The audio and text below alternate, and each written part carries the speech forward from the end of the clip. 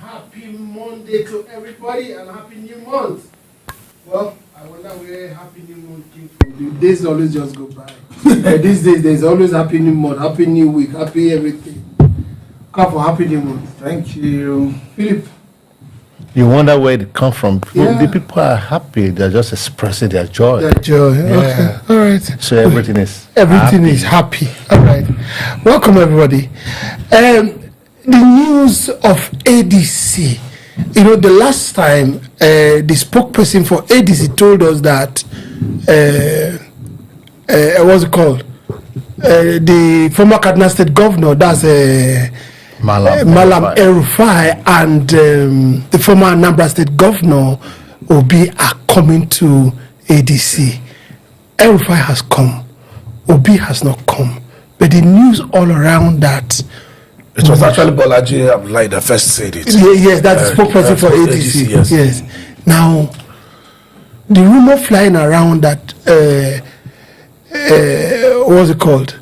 The former Amaechi. No, Amaechi first. There's the rumor of Amaechi, yes, which he has also come to clarify. Yes. But there's that of Obi plotting to be vice president, or news that is being circulated that he may be the vice president to Atiku. I mean, all these are all on the pipeline. Okafo, what do you think? Do you think Obi haven't told us that he will be on the ballot, would like to be a vice presidential candidate? Obi has many times said he's running for presidency. He's been very clear about it.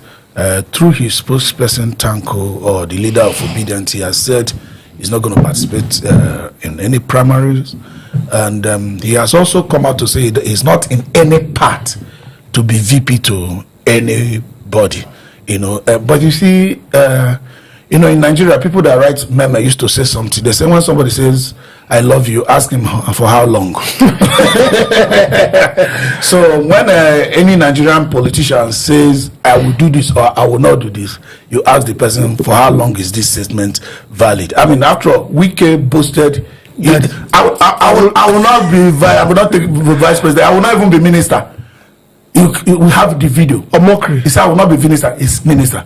Wiko said he doesn't want to be vice president, but one of the fights he has with PDP and Atiku today is that he lost the primaries election, and he was penciled to be VP to Atiku, and Atiku said, "No, I can't take you as VP, no matter what the committee submitted or did not submit." That's still the fight today, and he refuses to go away. So even you move to Asiwaju himself, he said, "If I support Muslim tickets, God will not be happy with me." Today, Asiwaju is the president of Nigeria based on Muslim tickets. Even this Peter Obi you are talking about, that no, Peter Obi will not be vice to Atiku. Well, you know, in as much as a lot of young people and many people believe Peter Obi have some standard from too many Nigerian politicians, because one, he's not wasteful, he goes to the people directly. It's also not perfect. It's sometime in 2010, Peter Obi have said, "If I leave Abga, let God punish me." Peter Obi is not Peter Obi is not in Abga today. Your memes are very big today. Peter Obi is not in Abga today. So you begin to say sometimes, even when Amaechi has now come to tell us, "I will not be VP to anybody," through his spokesperson David Iyofo. Let's wait after the primaries, because it could still change. Nigerian political environment is very dynamic. It's transient. But what I would say categorically is that if Peter Obi chooses by any arrangement to be vice president to Atiku, well, he has demoted himself, no matter how you look at it, except sometimes in life they say you move backward to move forward. This one is your own assertion. Yes, so certainly. He was the vice presidential candidate of Labour Party. To Atiku. So, no, Labour Party in the 2023 election, and he went to Supreme Court believing he won the election. So that's for number one slot. So coming back to take position of being a VP to Atiku, he has demoted himself, but that's not to say it can't be found in political calculation. You can move backward to move forward sometimes. If he chooses so, one thing I'm certain is that he's not going to get the blessings of all the obedience. You know, the vote they have in 2019, maybe they are looking at repeating 2019 they had against Buhari. Obi is not going to get that level of followership, but who knows? Like I said, a lot tomorrow is mystery. Let's still stay within Obi's camp because we're going to go to Amaechi's camp. But let's stay within Obi's camp. Do you think it's wise or it's right or it's politically correct for Obi to take the vice presidential slot for against Atiku? But also put in mind that there's supposed to be a southern-northern arrangement of power sharing. 8 years here, 8 years here. Now, if Atiku is ignorant to come out, there's going to be a distortion of that arrangement. Do you think Obi will buy that idea? Because Amaechi said that is the turn of the South to do their 8 years, and their 8 years must be complete. You see, you know, what Obi think or what Obi do not think do not arise at this point. Because the story we had that is before us is that the Atiku bloc in the ADC, they are the one plotting for Obi to be Atiku's running mate. It is being cooked. Obi have not in any way to say that I want to be running mate to Atiku. Obi had not even come to the ADC. Obi had maintained that he want to run for the president of this country, and that he has been doing. The platform he hadn't said. Just last weekend, his former running mate, or rather his running mate for the 2023 presidential election, has said Ahmed at the next meeting of Labour Party that Obi remains a member of Labour Party. And we had with us here the vice national chairman, South of the Labour Party, saying that the ticket of Labour Party is still open to Obi and other Nigerians. But he also mentioned that is not going to be for what I'm saying on the platter of gold. Yes, he will still contest. So Obi had not said I am no longer, I relinquish my ambition of running for president of this country and I want to be running it. He hadn't said so. So it's all about speculation from a camp of Atiku who his own trade stock is to distort the political structure in Nigeria. The instability we are having today is caused by the single action of Atiku of not allowing the unwritten agreement of the power sharing between the North and the South. Yes, we are blaming Wike today. To a large extent, Atiku is the problem, not Wike. Because if Atiku knows himself and sees himself as an elder statesman and respect the arrangement, the understanding that it is a turn of the South, and stay away from the primaries, I don't think we should be where we are today. So Atiku has started all over again in 2025 before 2027, plotting, naming Obi, naming Rotimi Amaechi. That's why Amaechi is so vehement, coming out to say that, look, he still remains the turn of the South, and I am running for the presidency and not the vice president, and I will not be a vice president to anyone. It is true that the politics in Nigeria is dynamic, that people, you cannot hold them by their word. But one thing you have to bear in mind that the only thing that is permanent in politics is change, and that these persons they may decide to do what they said they will not do because of the circumstances or the situation they are on at that point in time. That is what is suitable to do to maintain their interest. So if Atiku camp is saying that they are plotting, or they just throw it in the very air to say that, oh, we are plotting for Obi to be the vice president to Atiku. If Obi do not accept, we will now fall back to Amaechi. Those are wishful thinking. It has nothing to do with Obi showing interest to say that he want to be vice. It has nothing to do with him. And I maintain that Obi, until Obi come out to say something, we shouldn't take the words of Atiku camp to be serious. Those are speculations. Yes. That's what you mean exactly. Yes. Now let's come to the issue of Amaechi and the presidency. Amaechi has said it point blank. I want to contest to be the president of Nigeria. And we saw him contested against Asiwaju Ahmed Bola Tinubu in APC on who picked the ticket. Of course, he came second in that terrain. He still has his complaints, and all that. But let's leave that. 2023 is all far gone. But now he's in ADC. Yeah. He said from the story that is emanating, he's already in ADC. Yeah. Now, do you think beyond his saying that I will not be vice president to Atiku? Because don't also forget, Amaechi told the president right now that I'm not going to work with you. after all their primaries was done and dusted, and he kept to his word. Yeah. Do you think he will keep to his word? The only person who might take seriously a little bit is just Amaechi on this case. But why would you say till after the primaries is because we don't know who is going to win primaries. That's why I said till after the That's of the ADC. Of the ADC, because everybody just thinking Dele Momodu is speaking as if it's already a done deal for Atiku to win the primaries. And surprisingly, Amaechi can shock them because, like I said before, Atiku has really never won any primaries without any major contender stepping down for him.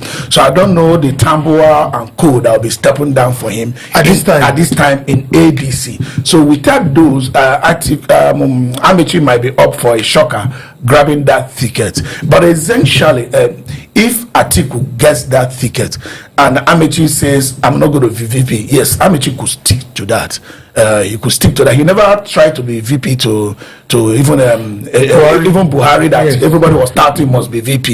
He didn't push it out of the base. And if he was taking, he would have been happy. But I don't think, being a minister now for 8 years, I don't think he's more up for being a VP. Take note that not everybody wants to be the second. Exactly. As a matter of fact, in Nigeria, there's this animosity that exists, unwritten animosity, which should be between the president and vice president, between governor and deputy governor. The people that should be working, working together, you find them saying, no, he wants me to leave so that he replaces me. Of course, that's why there is a deputy, because that's why we got a vice president. We got a vice president so that if anything happens to you, he replaces you. So for the reason that the constitution brought the person there, you cannot go and start accusing people on that ground and not want to work with your deputy. But because he said, Amaechi might not want that.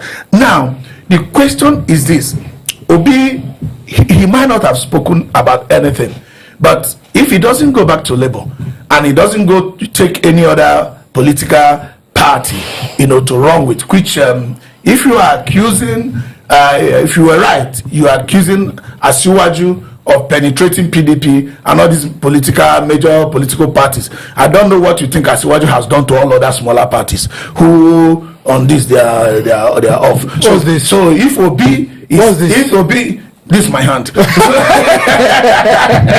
if Obi is thinking of going to pick any other smaller party, which he has not picked by now, he might be walking into stronger trap than even using his Labour Party, because what they have done now is to keep pumping internet boys to be saying Abure is already compromised, blah blah blah. The Obi can never use Labour. All that is to get him into ADC.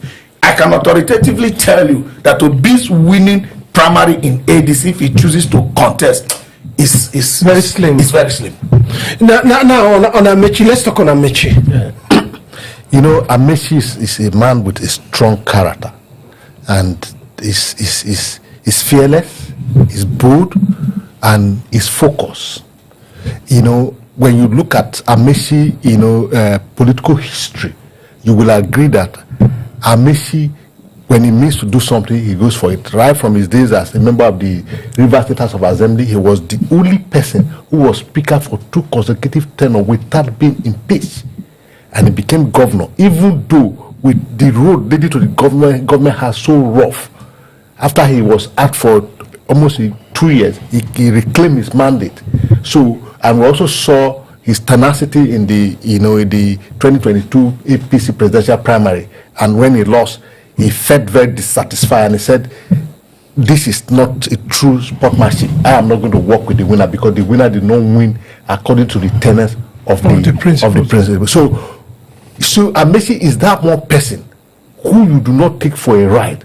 That is why when Dele Momodu opened his mouth to say that if Obi declined to become relevant to Atiku, as if Atiku had won the ADC ticket, all the odds will fall on Amaechi. Amaechi do not spend 1 second before he replies him. That's the kind of person he is, because he's fearless and bold. Unlike Obi, we are still waiting for him to say something, because you won't tell me as we are seated here that Obi is not aware that Momodu make that statement and he still keep quiet. And that is why I can't help to agree with Malam Okafo that you may never know until the primary is over. Because if this statement had been made and the Obi camp had failed to do something or say something about it, and Amaechi has responded, because what Dele Momodu is saying that Amaechi is a second fiddle. Their first target is Obi, which means the primary is over. And Obi is here to make statement. Is it that Obi has accepted, or why are they not responding? But Amaechi is this person that, look, you don't use my name to, to win popularity. Well, what Dele Momodu is trying to do is to play mind game with people. You see, we have already gotten the ticket of ADC. All we are doing, we are just looking for, for a running mate. Amaechi don't want to. You don't take Amaechi for a ride, and I think Amaechi will stand by his word. Okay. Well, let me bring it to you. I want to ask your opinion on structures that are on ground, unwritten agreement of power shifting between the North and the South. Does that remove competence? Beyond competence, the best candidate, does it limit it? Governance is what we need, whether it's North and South. Good governance is what we need, that will touch every nook and cranny of the country. Yeah. What's your take on that? Okay, we have to understand what democracy means. Democracy is representation of the people by a few persons elected by the people. Okay, representation of the people in government. Let's start from having constituencies. Okay, if you want to represent people from my constituency, somebody from my constituency has to represent. Yes. Do you understand? Yeah. So, because there is a representation, even though we have the smartest person from the next constituency, he's not going to be the one to represent us. Yeah. So our duty is to ensure that the best person whom we want represents us. So let's take Nigeria as our constituency. Yeah. This Nigeria has several demography inside. We call regions, we call states, we call all that. There is representation. Do you understand? If we have Nigeria as a singular constituency, it depends on our homogeneity that will determine how we are represented. If you continue to use one person from one particular tribe or religion or state to represent Nigeria, imagine since the beginning of Nigeria, all the presidents, both military and the civilian presidents we have had, all have always come from Anambra. Yes. Nnamdi Azikiwe was the first president. After Nnamdi Azikiwe, Ojukwu took over. After Ojukwu, the person has come from Anambra. Yeah. The other part of Nigeria will not feel fully represented. Representation is number one in democracy. People should get that. As a matter of fact, democracy is not even the cheapest form of government. Why have you chosen it? So representation is number one. Because when I see people say, oh, this zoning and all that is not, I say no. Representation is number one. Knowing that Nigeria is a negotiated country, we have not fully fused together. Let me tell you, if you go back in history, the time nations have existed in the world, particularly this Nigeria, before 1914 is way longer than from 1914 to today. Our people have been living since ancient times. So we are fusing together. We need to take this representation very seriously. That is one thing I have with Atiku's candidacy at this time. Because to make it easy, let a southern candidate finish up these 4 years. We know we'll move to the north. This representation, once we are getting it, I will begin to fuse together a lot of things. It's going to take years, or either by time or by legislation. If it takes years, at a point we'll see that, oh, somebody from South has done, somebody from this has done, somebody from that has done, will feel fully represented. Like the other day, when somebody said, oh, Gumi said that Fulani people were not fairly treated. I say, what do you mean? Who is Buhari? Is a Fulani man. Yarada is a Fulani man. Shagari? Fulani man. So those Fulani man can come and say they have not been fairly. Atiku Fulani man. Atiku Fulani man, but he's not been president anyway. So the vice president is not good enough. So I understand. So nobody can say, Fulani man can't say that. I've begun to check the population of tribes in Nigeria. Fulani's population is only a very small one compared to Igbo, Yoruba, even Hausa and all that. So representation. That's why you see people, when they talk about marginalization, they don't get it. It's that representation because of the way Nigeria as a nation was formed. You can't deny it does not exist. Meanwhile, during governance, it exists. I just saw a ambassadorial list that was released. Somebody sent it to me. I've not verified that about 11 persons came from Southwest, in Northwest, or North Central, others on 555, in South 3. You see that kind of things. So people want fair representation. When you have fair representation, democracy is in place. Let me also tell you, Diversity does not mean picking an unqualified person. Diversity means that if 3 of us are qualified, and in the panel where they are looking for a vacancy, everybody there is putting on cap. They want somebody that is not putting on cap to represent other people who do not wear cap. Philip will be selected, even while 3 of us are qualified, because in the panel where we are going to serve, everybody there is wearing cap. Meanwhile, the demography that panel is serving, there are people who don't wear cap. So it's important we pick Philip, who is not wearing cap, to serve in that panel as a representation of those people who are not wearing cap. That is diversity. It doesn't say you should pick unqualified person, but to have a fair representation of people, the government that looks like the people they are leading, the demography of governance that look like the people they are leading. All right, Philip, let me bring this last question to you. Now, do you think the Obidient will support, just a guessculation, of Obi being vice president to Atiku? Do you think they will go out to vote, support Obi being vice president, presidential candidate to Atiku? You see, in course of our discussion, Malam Okafor has said that Obi, if it is true or if it happens, one thing has happened. First, Obi has demoted himself. Secondly, he will lose his followers. You see, the Obidient do not support Obi today because Obi is Obi, because Obi want to be vice president. No, the Obidient believe solely that Obi is that one man that can turn the fortune of this country around if he's given the position of the president to preside over the affairs of this country and not to be a vice president. I can tell you without thinking that the moment Obi accepts to be vice president, there will be no Obidient anywhere. The only time the Obidient will stick with Obi is Obi when Obi do not run, just because maybe he has somebody like, as it's been speculated, that Goodluck Jonathan is running and he want to queue under him. Obi will maintain his cool. If he do not run, the Obidient will still be behind him, but for a reason. But for the mere fact that he want to be a running mate to Atiku, that will be the end of Obidient, and that will be the end of Obi in Nigeria. Okay, just shortly, I want you to give me a light to this question. Obi has not been able to build a political hegemony, as somebody called it. Is this not troublesome to you?